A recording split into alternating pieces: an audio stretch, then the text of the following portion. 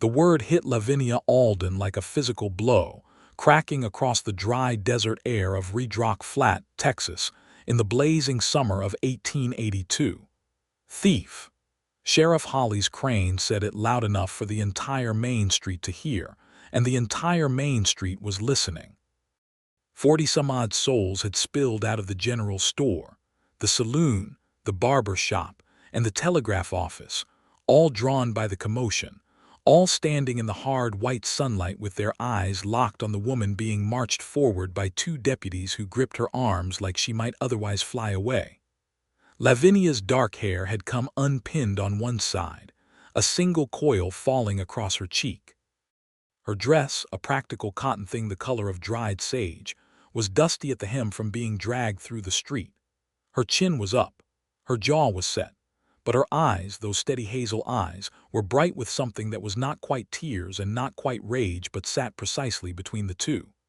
"This woman," Hollis Crane announced to the crowd, rocking on his heels with the self-satisfied pleasure of a man who had been waiting a very long time for this moment, "has been found in possession of the Whitmore payroll. $142 belonging to the Whitmore Cattle Company, which was reported stolen 3 days past from the company's safe." He paused, letting the silence stretch like taffy. "Her name is Lavinia Alden. She arrived in this town 6 weeks ago, took work as a bookkeeper for the company." Another pause. "Now we know why." The murmur that went through the crowd was low and ugly, and it moved like a current through still water. Lavinia felt it against her skin. She felt each pair of eyes, each tilted head, each whispered exchange between neighbor and neighbor. She had lived in this town 6 weeks. She had smiled at these people. She had bought bread from Martha Greer's bakery and exchanged good mornings with old Ezra Finch outside the post office and helped young Clara Odom figure out her figures when the girl was struggling with arithmetic. None of that counted for anything now. "I did not steal anything," Lavinia said. Her voice did not shake. She had promised herself it would not. "That money was placed in my desk. Someone planted it there, and you know it, Hollis." Crane's eyes went cold. "That's Sheriff Crane to you. And the evidence does not lie, Miss Alden." "No," said a new voice from the far end of the street, cutting through the crowd noise like a blade through silk. "But men do." Every head turned. He was walking toward them from the direction of the telegraph office, and he walked the way certain men in the West walked, not fast, not slow, but with a precision that made haste feel unnecessary.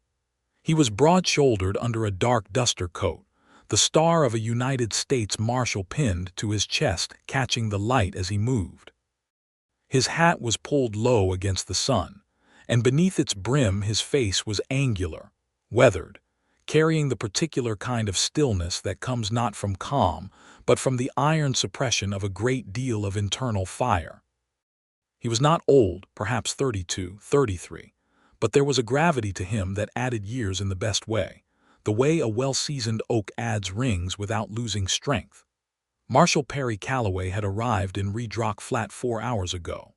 He had been sent by the Federal Circuit Office in San Antonio to investigate a series of payroll thefts across 3 counties. He had not expected to arrive to find a woman already being publicly accused of the crime he had come to solve. But he had spent those 4 hours reading every document the telegraph office had received and sent in the past 2 weeks, speaking quietly with 3 people the crowd did not know he had spoken to, and building a picture in his mind that Sheriff Hollis Crane would not like at all. He stopped in the middle of the street, 6 feet from Crane, and his dark eyes went to Lavinia first. Just for a moment. Just long enough to take in the dust on her hem, the brightness in her eyes, the way her chin was lifted. Something passed across his face, too quick and too private to name. Then he looked at Crane. "Release her," he said. Crane's jaw tightened. "This is a county matter, Marshal. I don't answer to. You answer to the law of this territory, and so do I. And right now the law says that a woman cannot be publicly accused and detained without federal review when the matter is connected to an active federal investigation." Perry Calloway's voice did not rise. It did not need to.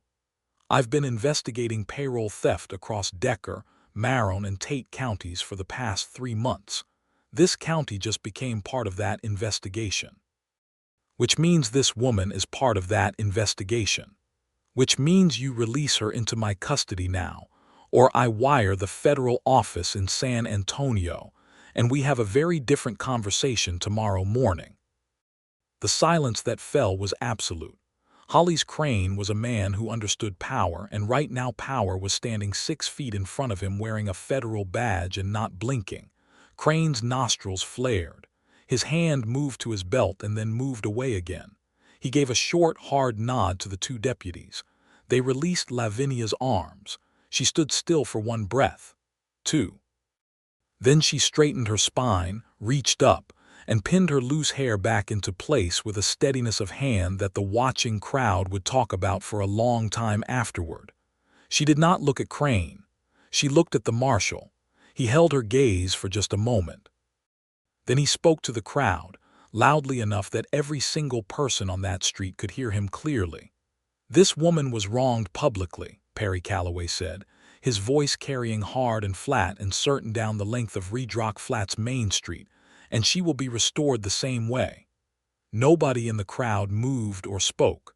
The words hung in the hot air. Lavinia Alden felt something shift inside her chest, some tight, locked, desperate thing that had been holding itself rigid for 6 weeks. And for the first time since she had arrived in this town, she felt the first thread of something that might eventually become hope. She did not know yet that the man standing in the dusty street with the federal badge and the unblinking dark eyes would become the most important person in her life.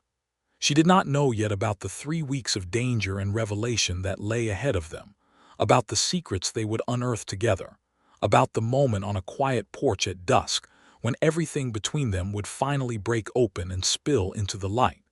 She did not know any of that yet.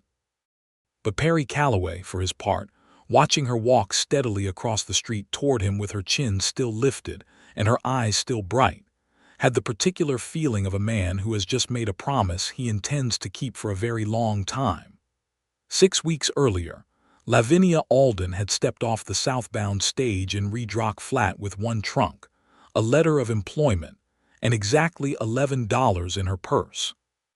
She was 26 years old, had been born in Galveston, and had spent the last 4 years in San Antonio working as a bookkeeper for a shipping firm until the firm's owner, a man named Gerald Whitmore, yes, the same Whitmore, had expanded his enterprise west to cattle and offered her a position in the new Redrock Flat operation at a salary of $40 a month, which was $18 more than she had been making in San Antonio. She had not been entirely comfortable with Gerald Whitmore. He was a man in his mid-50s who smiled too broadly and stood too close, and whose eyes had a way of traveling when he thought she was not paying attention.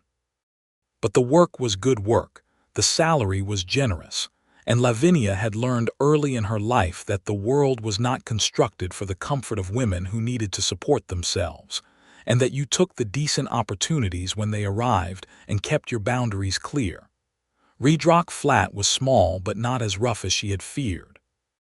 It sat in a wide flat valley in Bexar County, with a creek running a 1/4 mile to its south, and a single main street lined with wooden storefronts that had been built quickly and thoroughly over the past 5 years, as the cattle trade moved through the region.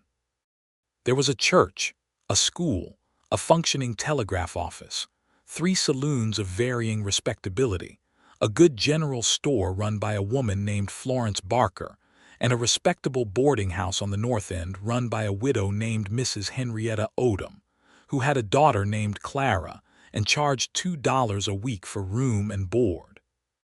Lavinia had taken a room at Mrs. Odom's boarding house and had settled into her work at the Whitmore Cattle Company's local office, which occupied a narrow 2-story building on the east end of Main Street. The local manager was a man named Roy Pitts, who was unremarkable except for a habit of watching Lavinia from across the room when he thought she was working. The bookkeeping itself was straightforward: cattle receipts, payroll records, feed costs, land lease payments. Lavinia had a tidy mind and quick fingers, and she liked the order of columns and numbers, The way a correct ledger felt like a small, solid truth in a world full of approximations. She had been there 3 weeks when she first noticed the discrepancy. It was small, a $4 variance in the feed costs for the second week of June, and it might have been nothing, a simple arithmetic error. But Lavinia had never in her professional life produced an arithmetic error, and when she traced the entry back to its source, she found that it had not been entered in her hand. Someone had made an addition to the ledger that was not hers. She noted it quietly, said nothing, and began paying closer attention. Over the following week she found 3 more discrepancies, small amounts, all of them. But they shared a pattern. Each one appeared in the records immediately following a day when the company safe had been opened by someone other than herself. The safe was in Roy Pitt's back office. Lavinia had a key to it. She needed access to petty cash for supplies, but she had never opened it on the days in question because she had not been in the office on those days. Someone was using the company books to hide small transfers of money. Someone with access to both the safe and the ledger. Someone who was not Lavinia. She had been preparing to bring this to Gerald Whitmore's attention, drafting a careful, precise, documented letter, when the much larger theft occurred. On a Thursday evening in mid-July, $142 of payroll money disappeared from the Whitmore Company safe. The following morning, Sheriff Hollis Crane and 2 deputies arrived at the Whitmore office with a search warrant, went directly to Lavinia's desk, not Roy Pitt's desk, not the safe, not anywhere else, and found a leather pouch containing $142 tucked into the bottom drawer beneath a bundle of receipts. Lavinia stared at it with the cold, sinking certainty of a woman who has suddenly understood something very dark about her situation. She was being made into a scapegoat. She had been too close to the truth, and someone had moved very quickly to silence her. That someone, she was almost certain, was Roy Pitts. But certainty and evidence were not the same thing, and Hollis Crane, whose friendship with Pitts went back years, had no interest in examining the distinction. And so she had been dragged into the street and accused in public, and told she was a thief before 40 witnesses, and had stood there with her chin up and her jaw set and her eyes burning and had thought, "I am not going to cry in front of these people. I am not going to break." She had not expected a federal marshal to walk down the middle of the street and change everything.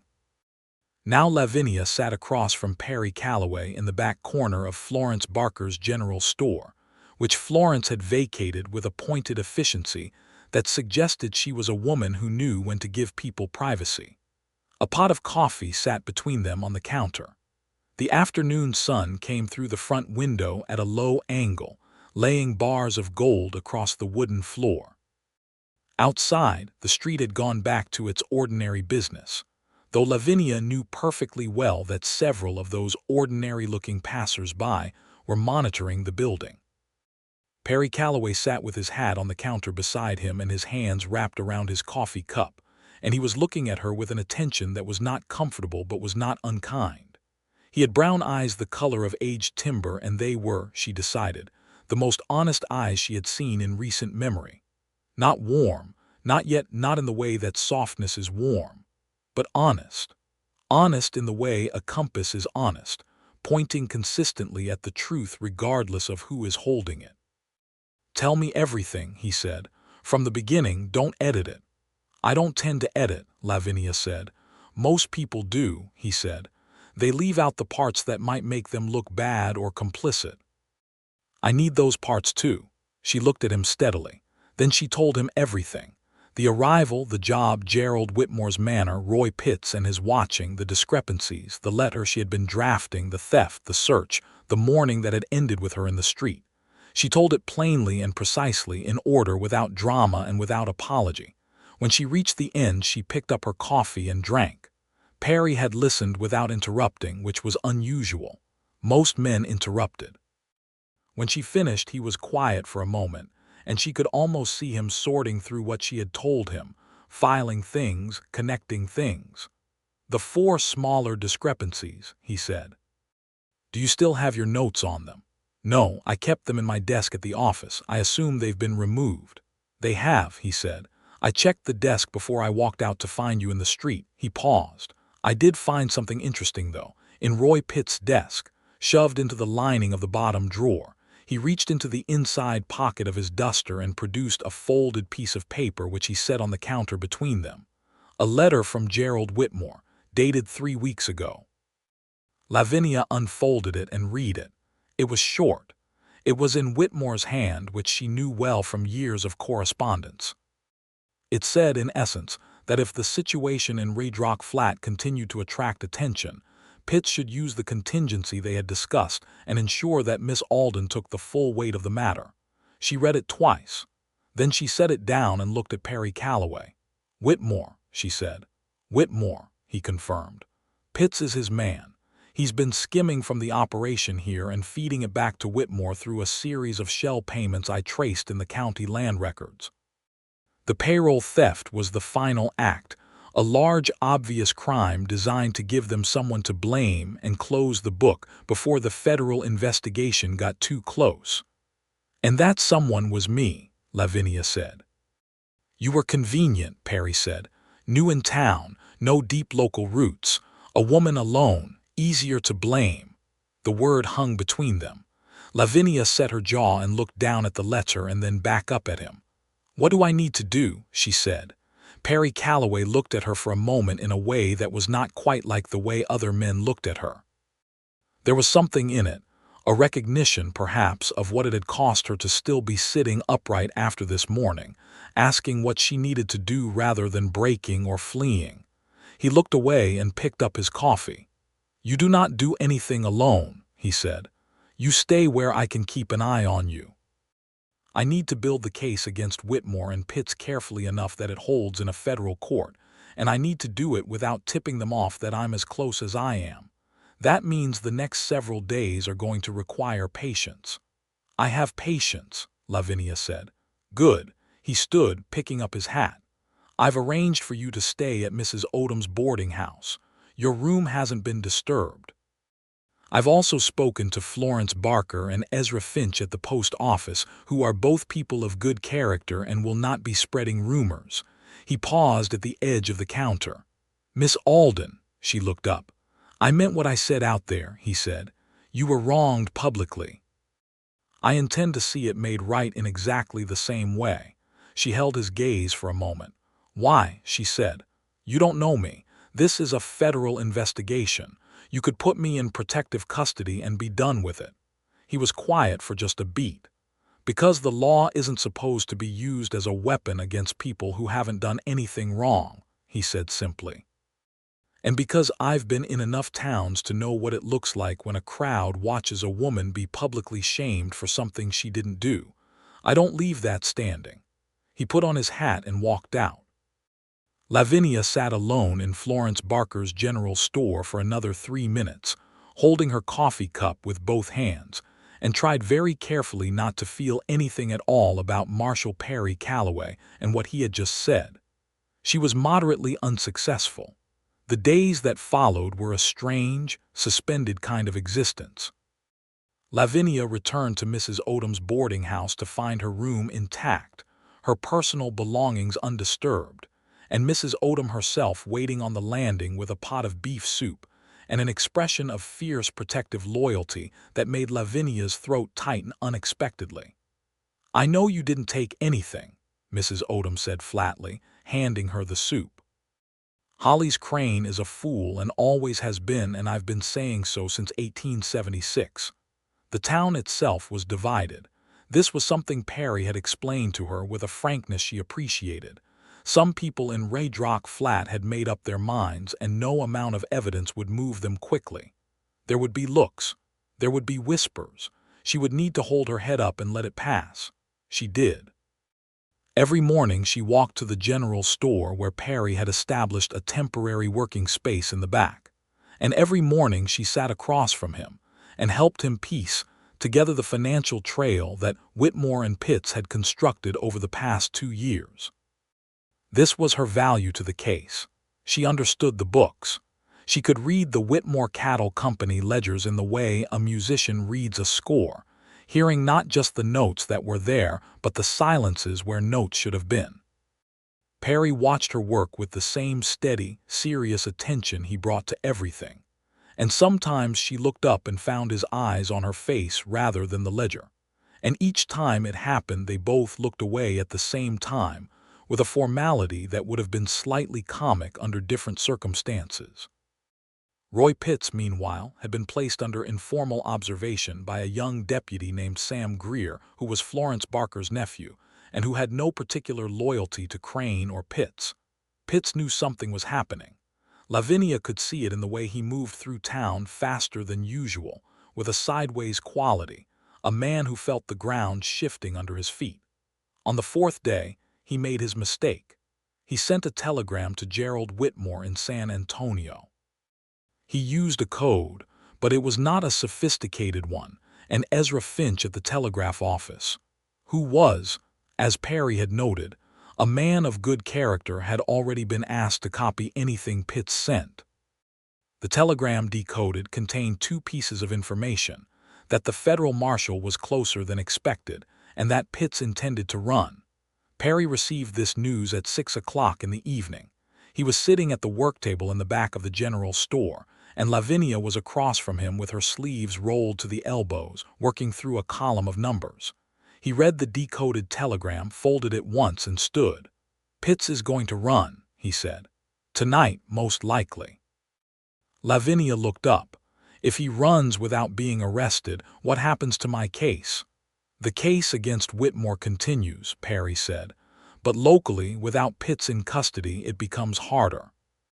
Crane will try to say the investigation is ongoing and keep the cloud over you. He was already pulling on his duster. I need to pick him up before he leaves. Stay here. Lock the back door." She stood. "I'm coming with you." He looked at her. "Miss Alden, he stole from me," she said. "He put that money in my desk and watched me get dragged through the street. I'm not sitting here in the back of a store while you handle it." Perry studied her face for a long moment. She saw him calculating something, not whether she was capable, she thought, but something else, some private accounting. Then he said, "Stay behind me," and went for the door.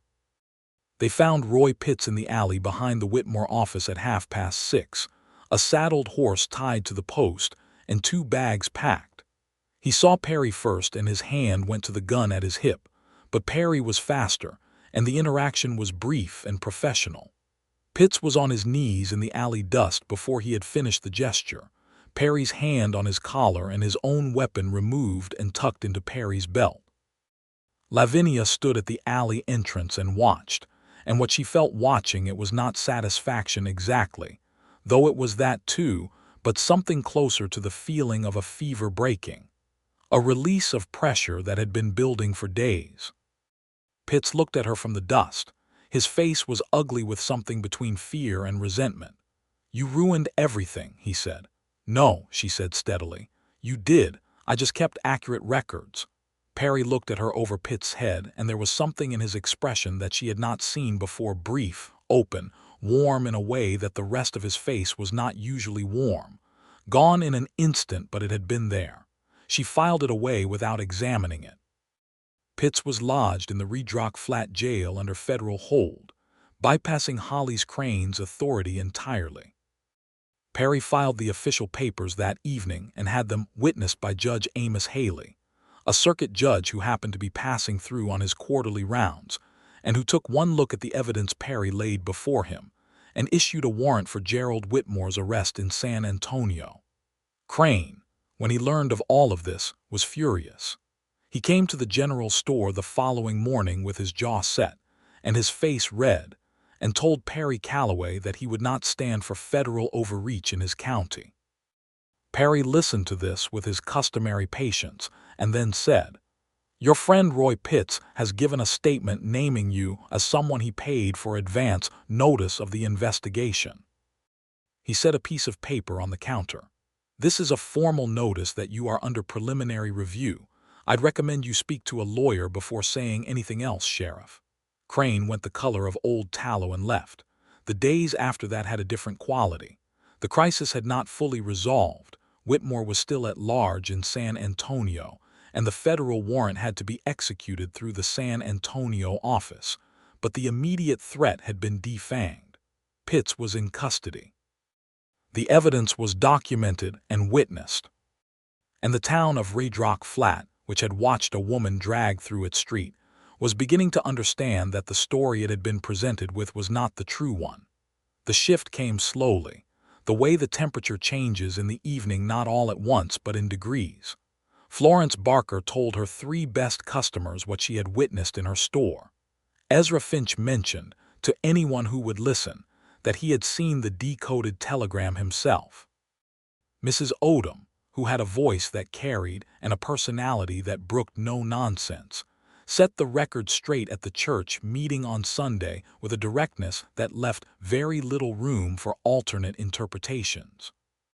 People who had looked away from Lavinia on the street began meeting her eyes, then nodding, then speaking. Martha Greer from the bakery stopped her outside the post office on a Thursday morning and said, with no preamble, "I'm sorry I didn't say anything when they took you. I should have." "You didn't know me," Lavinia said. "That didn't make it right," Martha said. Lavinia looked at her for a moment. "No," she said, "it didn't, but thank you for saying so." She told Perry about this exchange that afternoon, and he listened and then said, "The town will come around fully. It takes time. People don't like admitting they made a mistake." "You never seem to have trouble with it," she said, and then was mildly surprised that she had said it because it was personal rather than professional. He looked up from the papers he was reviewing.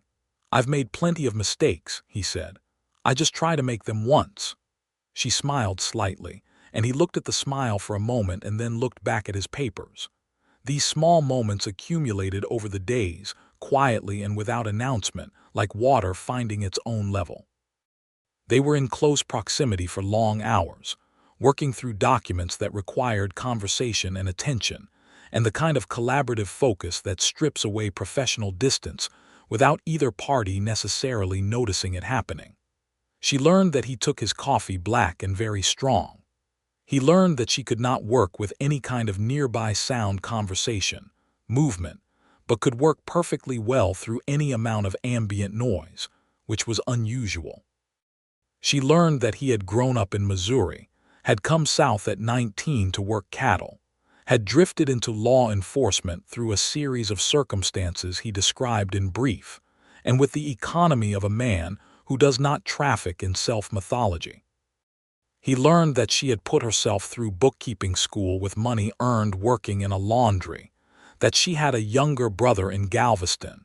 She sent money to when she could, that she had never been married because the men who had been interested in marrying her had been more interested in what she could do for them than in who she was. This last thing she said not as a complaint but as a statement of fact, in the same tone she used for everything. Perry had been quiet for a moment after it and then said, "Their loss," and then seemed to feel that he had said more than he intended and redirected the conversation to the land records.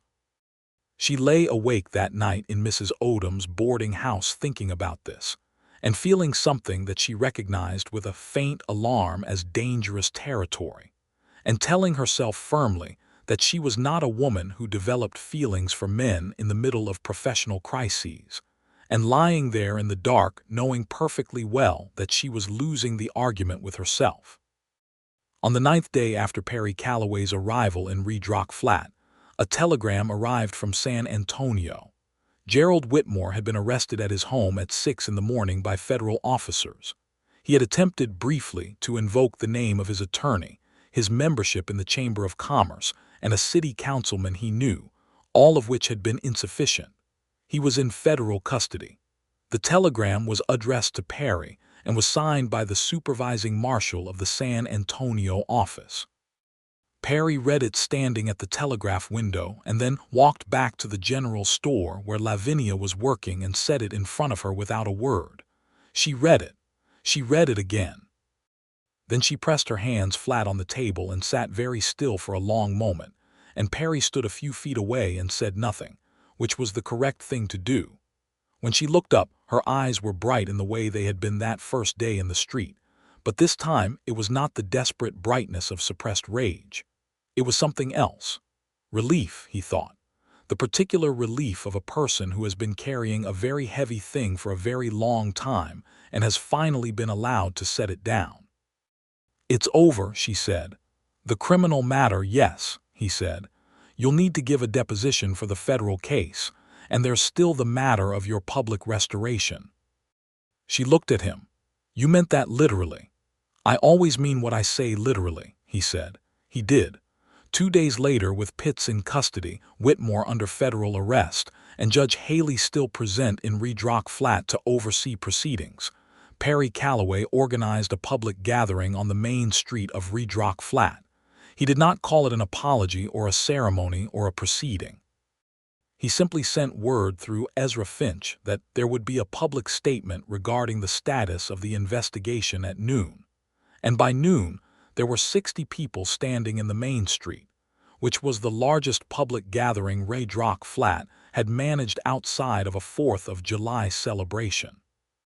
Lavinia stood in her good dress, the dark blue one she had brought from San Antonio, which she had not had occasion to wear since arriving, and she stood on the same stretch of packed earth where she had been accused, and she stood next to Perry Calloway, which felt significant in a way she did not examine too closely in the moment.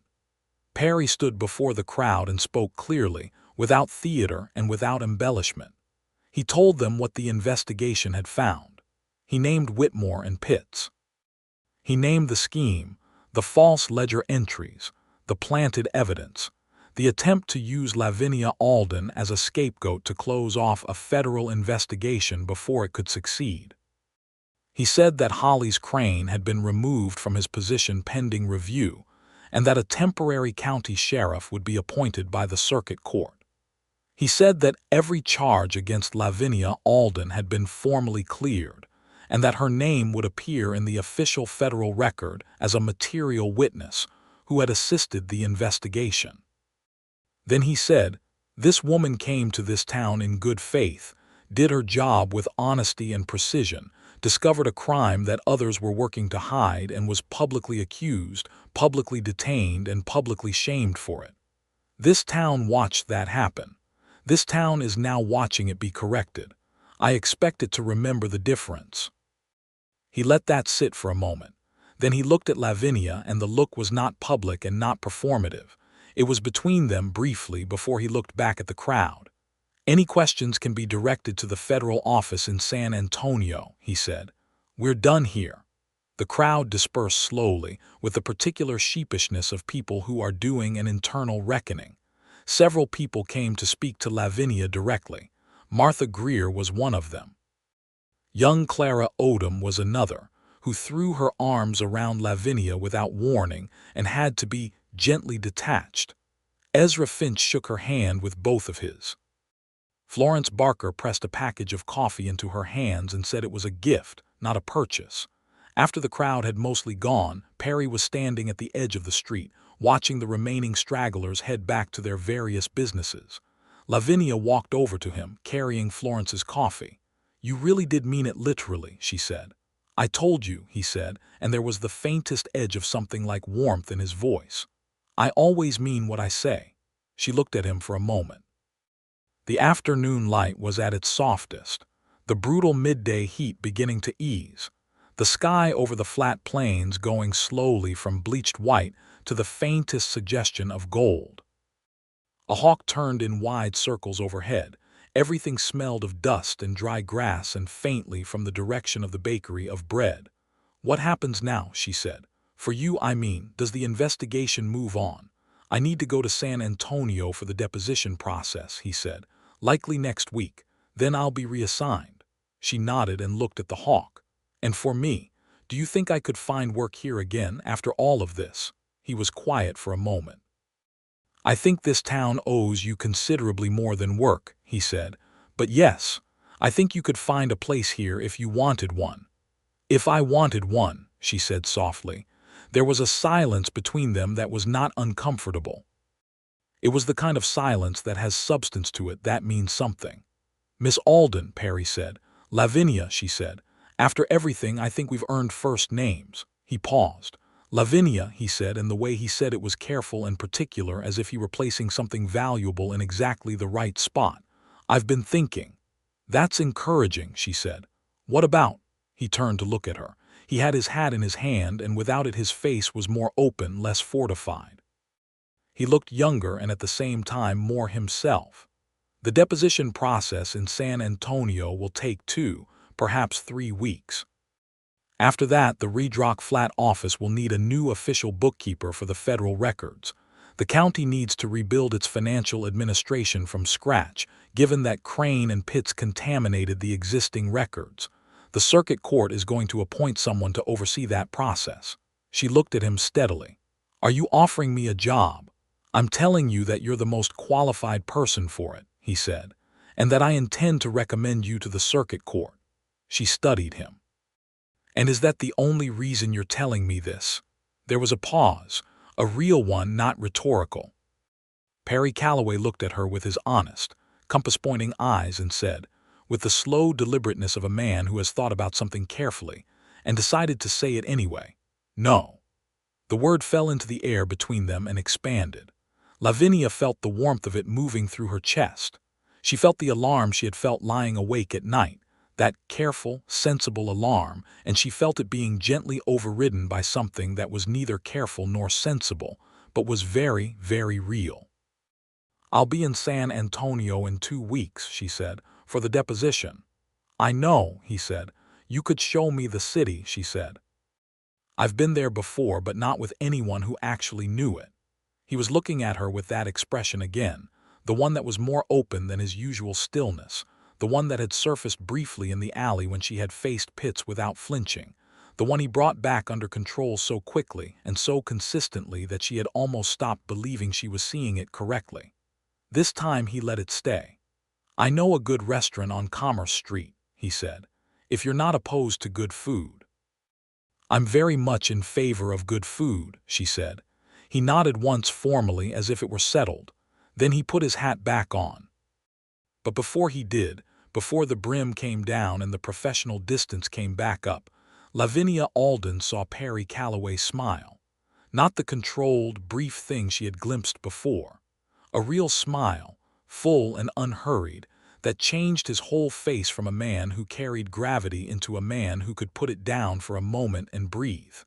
It lasted only a few seconds.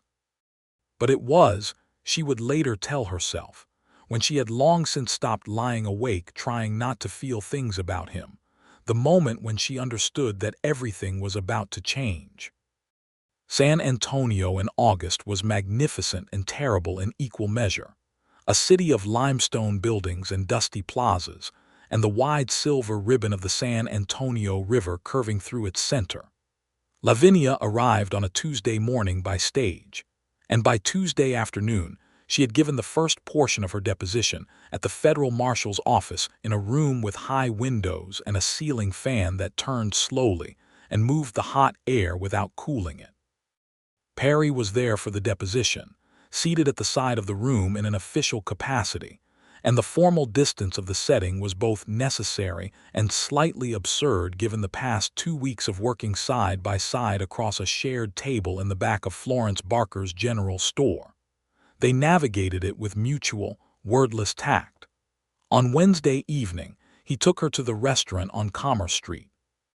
It was a modest place, dark wood, white tablecloths, candles in thick glass holders, and it was run by a Mexican family whose grandmother, Perry explained, had been cooking in San Antonio since before the city was properly a city, and who considered it a personal insult if you did not eat enough. Lavinia ate considerably more than usual, because the food was extraordinary, and Perry watched her genuine enthusiasm for the tamales with a pleasure that he did not try to conceal. They talked for 3 hours, not about the case or the investigation or Whitmore and Pitts. Those topics had been thoroughly addressed elsewhere. They talked about the things that had been accumulating beneath the professional surface of the past 2 weeks. His childhood in Missouri, the father who had been a blacksmith, and the mother who had read everything she could find and passed the habit on. Her own father's death when she was 12, the way it had restructured her life, the older-than-her years pragmatism that had grown from it like a plant finding its angle to the light. His years working cattle before the law found him. Her years fighting the assumption that a woman who understood numbers must have had them explained to her by a man. At one point she said, "You don't talk much about yourself." "For someone who's been talking to me for 2 weeks. I talked plenty at that table," he said. "About the case," she said. "About Roy Pitt's telegram and Gerald Whitmore's land records and what the circuit court was likely to do about Holly's crane." He was quiet for a moment. "I'm not used to people being interested in anything beyond the case," he said. "Marshals don't generally lead lives that invite much personal conversation." "Do you like it? The work?" He considered this seriously, the way he considered most things. "I like that it means something," he said. "I don't always like what it requires, seeing what people do to each other, moving through towns and never staying." He paused. "I'm 33 years old and I own a horse and a colt and a good pair of boots, and that's approximately the extent of my possessions." "That's freedom," she said. "That's also loneliness," he said plainly, with no self-pity, just accuracy. She looked at him across the candle-lit table. "Yes," she said, equally plain. "I know." The walk back from Commerce Street to her hotel was half a mile along the river, and the city at night was different from the city in the day, cooler, quieter, the sound of the water constant and gentle beside them. They walked without urgency, which was different from how Perry Calloway usually moved. He was not a man who generally slowed down. He was slowing down now. Halfway along the river walk, their hands found each other. Neither of them made a production of it. His hand simply opened at his side, and hers moved into it with the naturalness of something inevitable, and they walked the rest of the way to the hotel in a warm, quiet, mutual grip that said more than either of them had said all evening. At the door of the hotel he stopped, and she turned toward him, and the light from the lobby window fell across his face in a way that made every line of it clear and dear and familiar. "I'd like to see you again tomorrow," he said, "outside the deposition room." "You know where I'm staying," she said. "Yes," he said. There was a pause. She could feel his hand still warm in hers, even though they'd stopped walking. "Perry," she said, and the name in her own voice surprised her with how right it sounded, how settled. "Yes," he said again, but differently this time, and she understood that he was not answering a question. He raised her hand very slowly and pressed his lips to her knuckles, formal and old-fashioned and absolutely sincere, and she felt the warmth of it travel all the way up her arm and settle in the vicinity of her heart like something that had come home. "Good night, Lavinia," he said. "Good night," she said. She went inside. She stood in the lobby for a full minute before she could make herself walk to the stairs. The deposition process took 14 days in total. During those 14 days, Lavinia gave her testimony, reviewed documents, signed affidavits, and participated in several interviews with federal attorneys who wore good suits and spoke with the brisk precision of men who lived in cities and ate regularly. The case against Gerald Whitmore was, the lead attorney told her, one of the clearest instances of financial fraud and deliberate evidence planting he had seen in a decade of federal work. Whitmore would go to prison. Roy Pitts, who had agreed to cooperate in exchange for a reduced sentence, would not escape consequence either. Every evening during those 14 days, after the official business was concluded, Lavinia was with Perry. They walked the river. They ate at the Commerce Street restaurant twice more, and at a German bakery near the main plaza, and once at a food cart by the market where an old man sold spiced corn and looked at them with the approving eye of someone who had seen this particular story before, and always liked the way it went. They went on a Sunday afternoon to the San Fernando Cathedral and sat for a while in the cool stone quiet of it, not praying exactly, but resting in the hush of the place with their shoulders almost touching. They talked constantly and also sat in comfortable silence, which is the rarer gift. She learned more about him in those evenings than she had learned about most people in years of acquaintance. He had a dry, unexpected humor that emerged in small doses, as if he was uncertain of its welcome, and she made a private project of drawing it out, which worked reliably, and which she suspected he knew about and permitted. He had strong opinions about horses, quietly firm principles about fairness, a gift for listening that she had not fully appreciated until she found herself telling him things she had not said aloud to anyone in years. About her father, about the years after his death when she had effectively become the practical head of a family too young, and how it had given her both a strength she was proud of and a wariness she was still, slowly, working through. About the loneliness she had named so plainly on Commerce Street, not just the surface loneliness of a woman living alone in a series of boarding houses, but the deeper kind, the loneliness of being competent and clear-eyed in a world that often found those qualities in a woman inconvenient. He listened to all of this the way he listened to everything, fully, without trying to fix it or redirect it, without the particular male discomfort with female emotional reality that she had learned to anticipate. When she finished a long, unguarded stretch of speech, more honest than she had intended, he said quietly, "You don't have to do everything alone." She looked at him. "Old habit," she said. "I know," he said. "Me too." By the 12th evening, which was spent sitting on the bank of the San Antonio River on a pair of folding chairs that a hotel worker had obligingly carried down for them, the sun going down through the cypress trees in long red and gold bars over the water, they were not pretending to be anything other than what they were to each other. He had his hand over hers on the arm of her chair, and she had turned slightly toward him, and he had turned slightly toward her, and the world had that quality it sometimes has in certain moments of being both entirely present and slightly suspended. "When the assignment is finished," he said, "what do you want to do?" She considered this. "Go back to Redrock Flat," she said. "I have a job there if your recommendation to the circuit court went through." "It went through," he said. "I received confirmation this morning." "Then I go back," she said.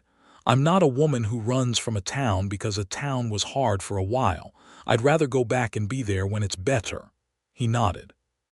"That sounds like you," he said, and the way he said it like he had already built a comprehensive picture of who she was and was finding it accurate made her breath catch slightly. "And you," she said, "do you have an assignment after this?" "There's always an assignment," he said. "That's the nature of the work." "Does it have to be?" she said carefully. A pause, a long one, the river moved. A bird called somewhere in the cypress trees. "The circuit court appointment in Redrock Flat," he said slowly, as if thinking aloud. "They'll need a new permanent sheriff once the review of Crane's conduct is complete. Federal oversight for the first year." He was looking at the river. "The supervising marshal mentioned it to me last week. Said I was the obvious candidate given I knew the county." She waited. "I didn't give him an answer," Perry said. "What did you tell him?" "I told him I needed to consider it." She looked at the water, too. The gold light was deep and warm, and everything smelled of the river, green and cool and alive. "And have you," she said, "considered it?" He turned his head and looked at her with those honest, timber-brown eyes that she had been reading for 2 weeks and still found extraordinary. "I'm considering it right now," he said. She held his gaze. "Then I hope the consideration goes in a particular direction," she said, "because I find that having you nearby has been considerably better than not." He looked at her for a moment more. Then he turned in his chair and took her other hand as well, so that he was holding both of hers, and leaned forward slightly, and said in a quiet, private voice that was not meant for anyone but her, "Lavinia, I have been trying very carefully not to say anything inappropriate given the professional nature of the situation." "The professional situation concluded," she said. "The deposition ends Friday." "Yes," he said. "So if something inappropriate was waiting to be said," she said, "Friday would be a perfectly reasonable time to say it." He was very close. The last of the sunset light was on his face, and he was looking at her the way he looked at things that mattered, with everything completely. "Friday," he agreed, and it sounded like a promise. On Friday morning she signed the final document, shook the hand of the lead federal attorney, and walked out of the federal marshal's office into the San Antonio sunlight, a free woman with a clear name, a confirmed position, and a heart that was doing something irregular and wonderful. Perry was waiting on the steps outside. He was not in official capacity. The duster was gone, replaced by a plain dark jacket, his hat at a less formal angle. He looked, she thought, like a man who had decided to be a person rather than a badge for the afternoon. "It's Friday," she said. "It is," he said. He offered her his arm. She took it. They walked away from the federal building down toward the river into the warm, bright afternoon, and when they had gotten far enough from the official world that the federal building was out of sight, he stopped on the path and turned to her. "I told the supervising marshal yes," he said. "This morning, before the deposition concluded. I'm taking the sheriff position in Redrock Flat." She felt the warmth of it moving through her like that first evening on the river walk, but deeper this time, more settled. "When did you decide?" "I decided when you said that you were going back," he said. "That you weren't a woman who ran from a town because it was hard for a while." He looked at her with that complete, unguarded look. "I don't want to be in a different county from you, Lavinia. I haven't wanted that since about the 4th day in Florence Barker's store, and I've been holding it at arm's length ever since because it wasn't appropriate. And now it's appropriate," she said. "Now it's Friday," he said, and the faint humor in it made her laugh, and his face did the full, unhurried smile again, the one that was just for her. He leaned down and kissed her. They're on the river path with the cypresses overhead and the water moving beside them. And the kiss was careful and warm and absolutely certain in a way that matched every other thing about him. And she kissed him back with the entire weight of the past 3 weeks, and the past 4 years, and the past 12 years since she was 12 years old standing over her father's grave deciding that she was going to be strong enough for whatever came, all of it releasing. All of it finding its place in the warmth of this moment, this man, this river path in the afternoon. When they separated, he was still close, and his hands were on her face, and he looked at her like she was something worth coming back to. "I'm not interested in a brief arrangement," he said. "I want to be clear about that." "Good," she said. "Because neither am I." He kissed her again, briefer this time, with a tenderness that made the first one feel like a prelude. Then he tucked her arm back through his, and they walked along the river in the gold afternoon, not saying much, both of them understanding that something had begun that was going to be very large and very good. They returned to Redrock Flat the following Monday on the morning stage, sitting across from each other in the cramped wooden interior, their knees occasionally touching as the coach rocked over the ruts in the road. The landscape outside the windows changed gradually from the river-fed greenery of San Antonio to the wide, spare beauty of the Bexar County plain, flat earth and big sky, and the pale gold of late summer grass bending in the dry wind, scattered cedar and mesquite casting thin shadows in the hard light. Lavinia watched it go past and felt something she had not felt since stepping off a stage in Redrock Flat 6 weeks ago. Anticipation without dread. She was going back to a place that had been hard, to begin something new that mattered to her, with a sense of the ground being solid under her feet. Perry, across from her, was reading through a set of official documents, the county sheriff appointment, the protocols for the transition from Crane's administration, and occasionally he looked up from them and found her watching him, and neither of them looked away with any great hurry. The other 2 passengers in the coach, a hardware merchant from Bexar and an elderly schoolteacher, were completely unaware that anything in particular was happening, which suited both of them fine. Redrock Flat received them with a different quality of air than Lavinia had left it in. This was partly the practical change. Crane was gone, the investigation resolved, the story of Whitmore's arrest having spread through the town as thoroughly as any news ever spread in a small town in the West, and partly something else, something less tangible, the way a place feels when it has been given the opportunity to be better than it was and has taken it. Mrs. Odom met them at the stage stop. She had brought Clara, who threw her arms around Lavinia again, and this time Lavinia hugged her back fully. "The circuit court sent word about the bookkeeping position," Mrs. Odom said, with the efficiency of a woman who kept abreast of all administrative developments. Florence Barker said to tell you the back office space is still yours as long as you need it.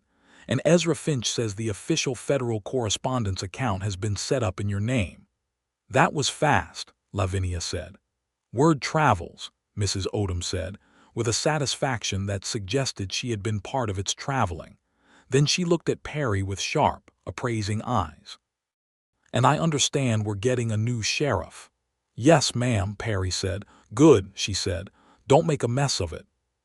She took Lavinia's arm and steered her toward the boarding house, leaving Perry with Clara, who began immediately asking him questions about what a federal marshal's job actually entailed on a daily basis and whether he had a fast horse. Perry answered her questions seriously and with detail, and Lavinia looked back over her shoulder at him from across the street and felt the warmth that had been building since the river path in San Antonio settling deeper into something that she recognized, with a steady certainty, as the permanent kind. The weeks that followed were full and good.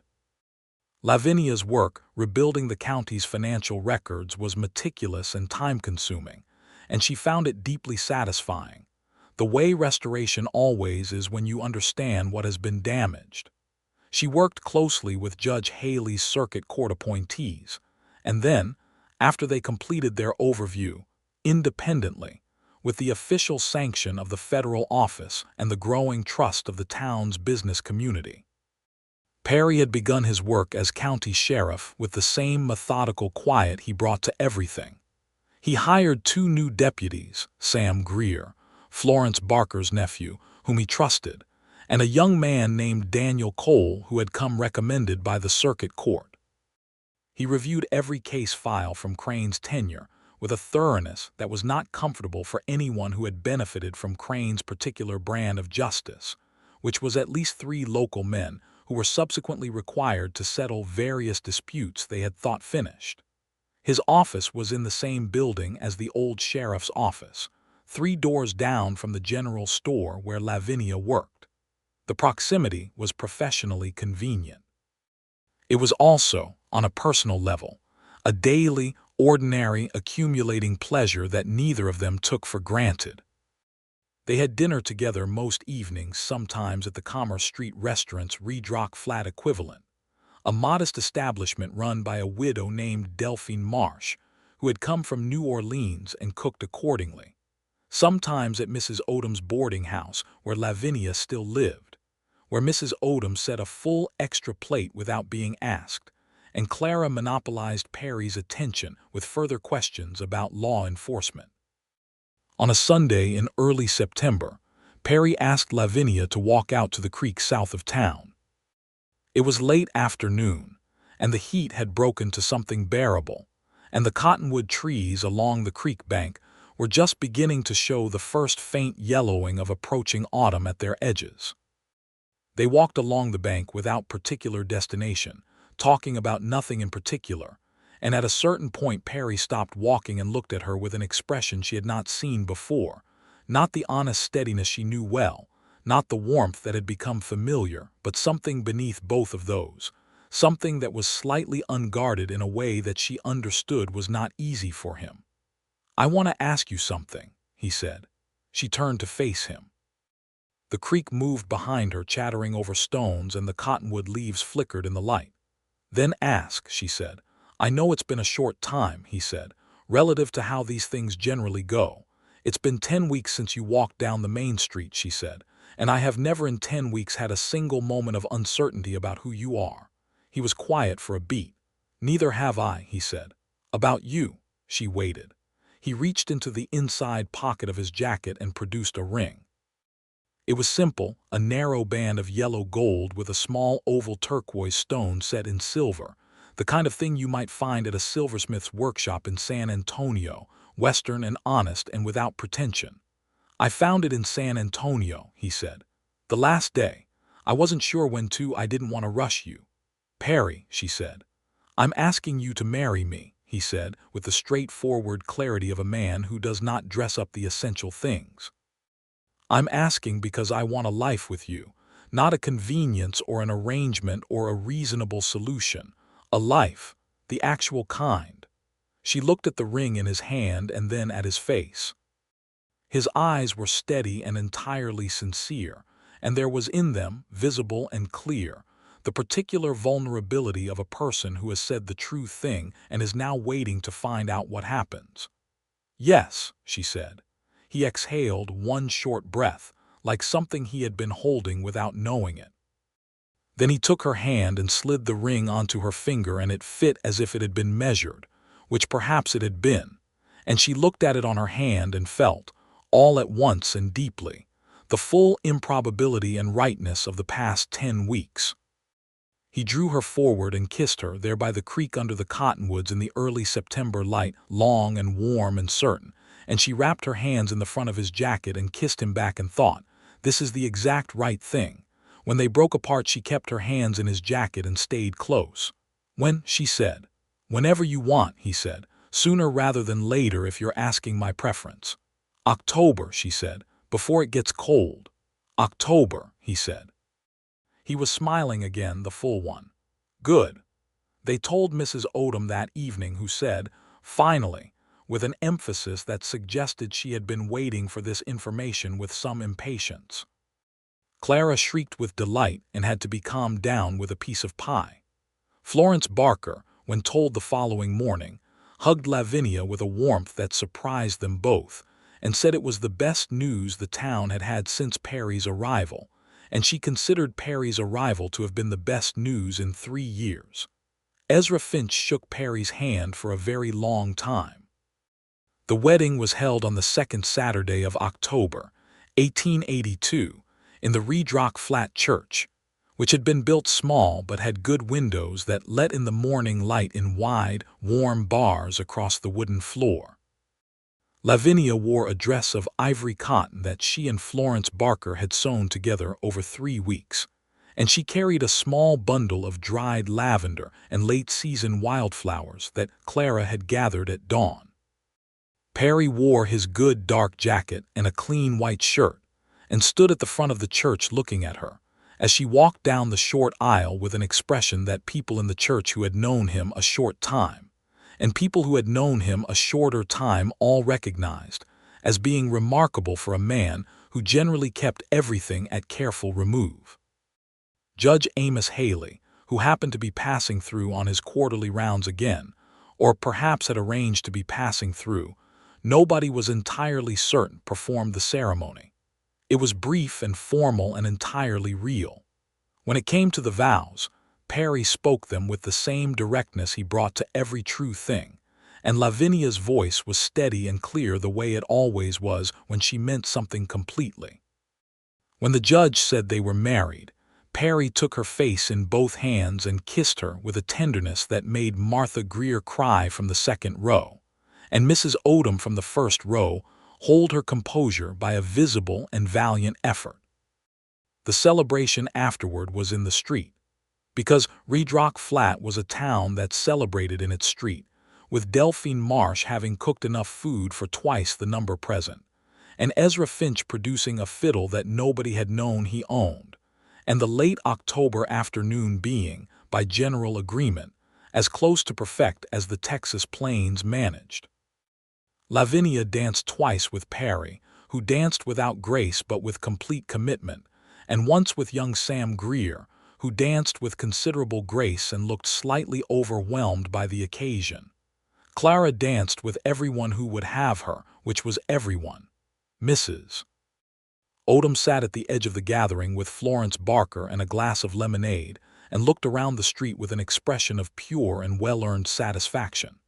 At one point in the evening, Perry found Lavinia standing at the edge of the gathering, looking out at the main street of Redrock Flat, the same stretch of packed earth where she had stood accused, where he had made his promise, where everything had begun. He came to stand beside her.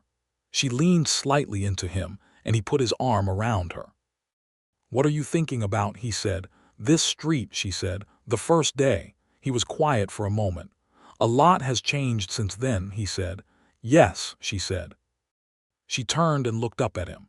"Thank you for the first day, for what you said." "I meant it," he said. "I know," she said. That was the thing that changed everything, knowing you meant it. He looked at her and his expression was everything at once, the steadiness, the warmth, the humor that lived close under the surface, the private depth that she was still joyfully in the process of learning. He pressed a kiss to her temple. "Come back and dance with me," he said. She took his hand and they went back into the light and the music and the gathered warmth of the town, and everything was very good. In the years that followed, Redrock Flat grew. New businesses came, the cattle trade expanded. The railroad came within 20 miles and changed the tempo of commerce across the region. Perry served as county sheriff with the same methodical, fair-minded thoroughness that had characterized everything he did. And the county was, under his administration, notably more just than it had been before. Lavinia's work with the county financial records expanded into a broader administrative role.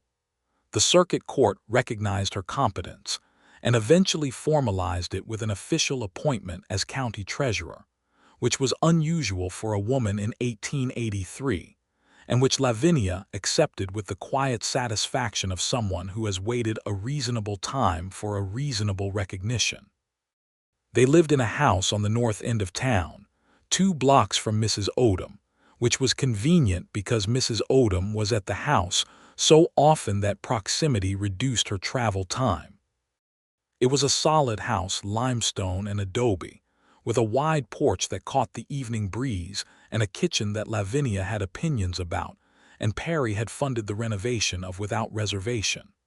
The cottonwood tree in the yard dropped its leaves in November in great yellow drifts that required addressing, and they addressed them together, which was not a hardship. In the spring of 1884 their son was born. They named him James Perry Calloway, James for Lavinia's father. Perry because that was what she called the man who had walked down the middle of a street for her and never wavered. He was a robust, loud, extremely opinionated child from his first hour, which was entirely consistent with his parentage, and both his parents loved him completely, and with the slight amazement of people who did not expect something so extraordinary to arrive in the ordinary course of things.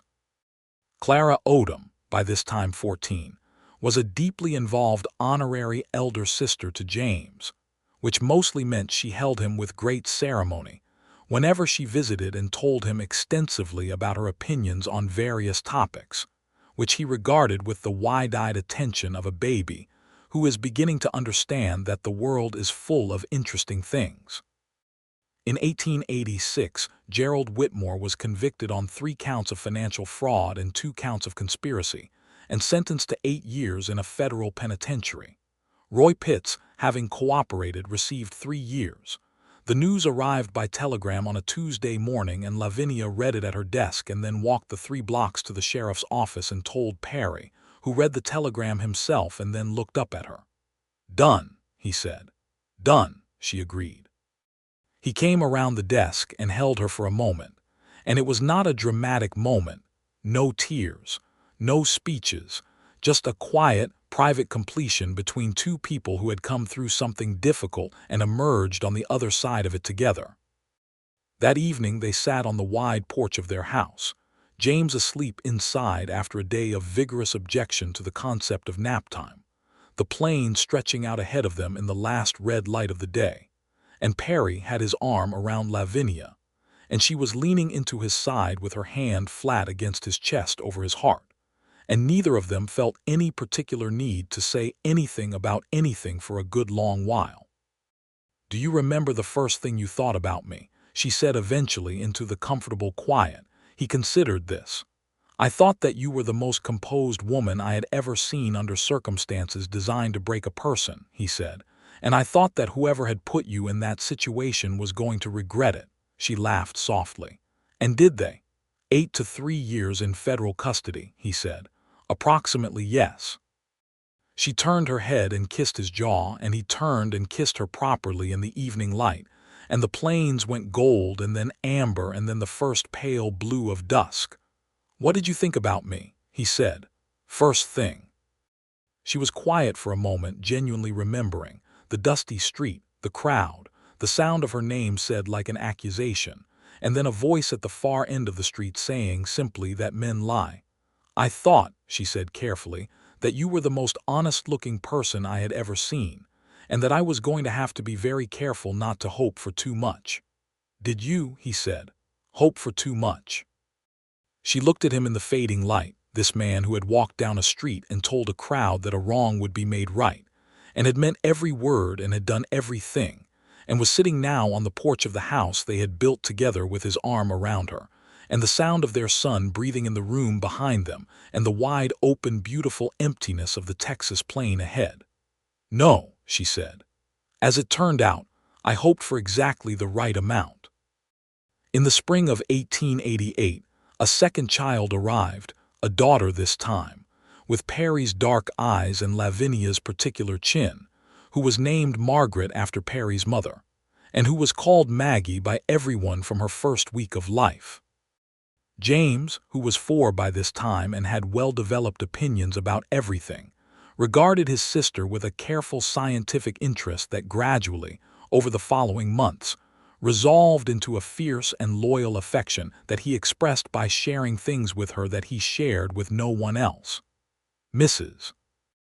Odom, who was by this time a grandmother figure of the official, unofficial variety, was present at the house so consistently in the weeks following Maggie's birth that she had effectively moved a personal collection of domestic supplies into Lavinia's kitchen.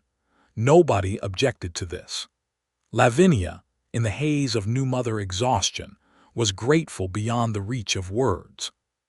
Perry, who had not been a man acquainted with the domestic life before Lavinia, had adapted to it with the same methodical thoroughness he brought to everything else, which meant that he was a formidably competent husband and father, not performative about it, not making a production of the ordinary decencies, simply present and reliable and genuinely interested in the people he was responsible for loving.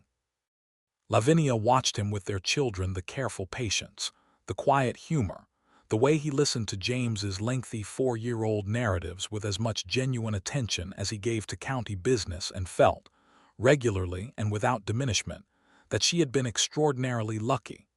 Not lucky the way that word implies a passive receiving.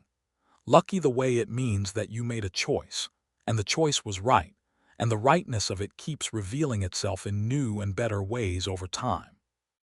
There was a morning in late spring of that same year, a Thursday morning, unremarkable except for the quality of the light, which was the particular gold of a West Texas morning when the heat has not yet arrived, and the sky is fully blue from horizon to horizon, and the air smells of the sage that grew in stands along the creek.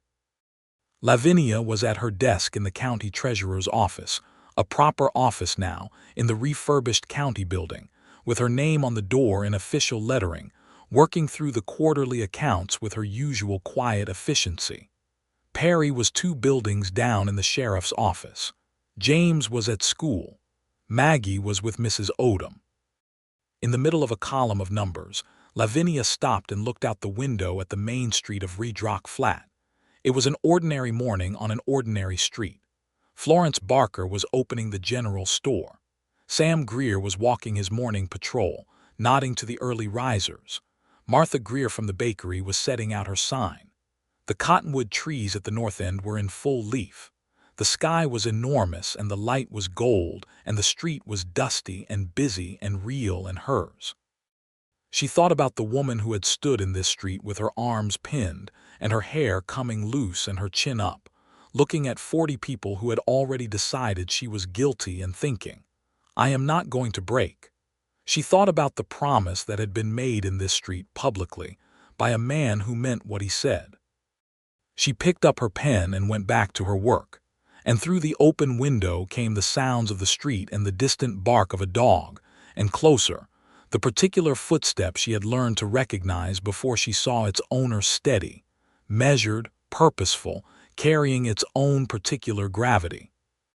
Perry knocked on the open office door and she looked up, and he was there with 2 cups of coffee, one of which he set on her desk. "I was passing," he said. "You were not passing," she said. "Your office is in the other direction." "I wanted coffee," he said. "You have a stove in your office," she said. He sat down in the chair across from her and looked at her over the rim of his cup with the expression she loved most, the one that was all of him at once, honest and warm and quietly, privately delighted by her. "Fine," he said. "I wanted to see you." "That," she said, smiling at him, "is always an acceptable reason." The morning went on, the street went on. The wide flat land went on around them, big and old and indifferent in the way that beautiful things are indifferent, simply being what they are. And in the county treasurer's office on the main street of Redrock Flat, Texas, in the spring of 1888, a man and a woman drank their coffee and talked about nothing important and everything real. And outside the window the town that had once witnessed a wrong being done was, day by day and year by year, in the ordinary and extraordinary business of being made right. And it was, all of it, the gold light, the crowded desk, the coffee, the man across from her with his honest eyes and his full smile and his hand that reached across the desk and covered hers.